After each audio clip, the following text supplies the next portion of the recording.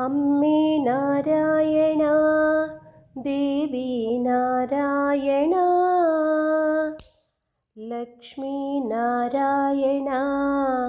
भद्रे नारायणा अम्मे नारायणा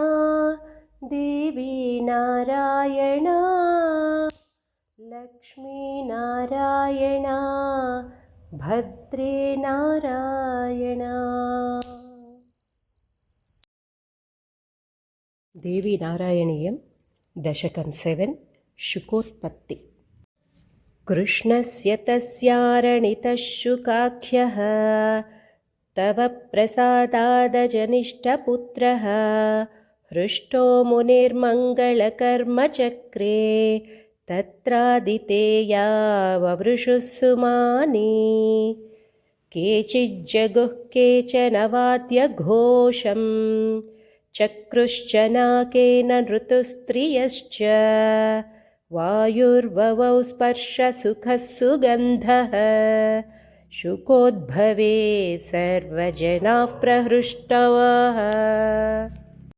बालः स सद्यो ववृधे सुचेता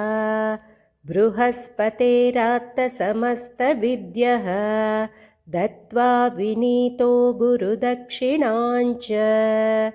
प्रत्यागतो हर्षयति स्म तातं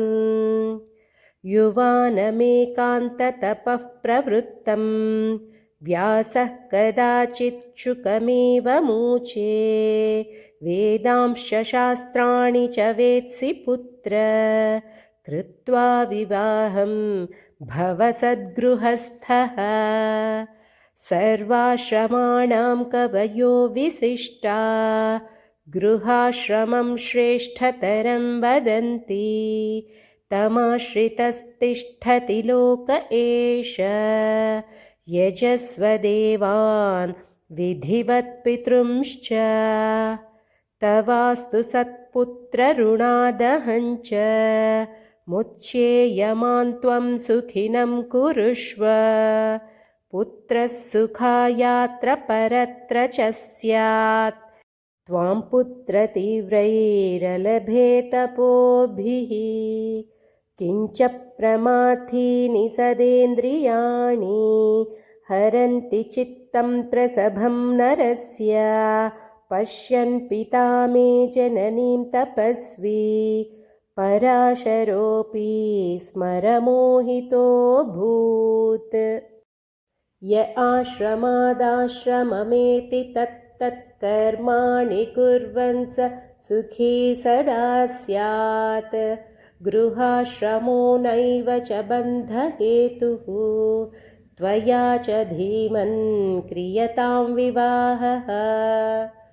एवं ब्रुवाणोऽपि शुकं विवाहादि असक्तमाज्ञाय पितेव रागी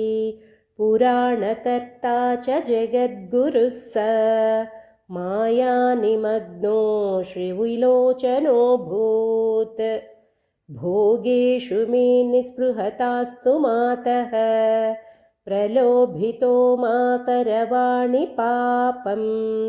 मा बाधतां मां तव देवि माया मायाधिनाथे सततं नमस्ते अरण्ये रणे दारुणे शत्रुमध्ये अनले प्रान्तरे राजगेहे पर्वते त्वमेका गते देवि निस्तारनौका नमस्ते जगत्तारिणि त्राहि दुर्गे सर्वमङ्गलमाङ्गल्ये शिवे सर्वार्थसाधिके शरण्ये त्र्यम्बके गौरि नारायणि नमोऽस्तु ते। जय आदिपराशक्ति की जय।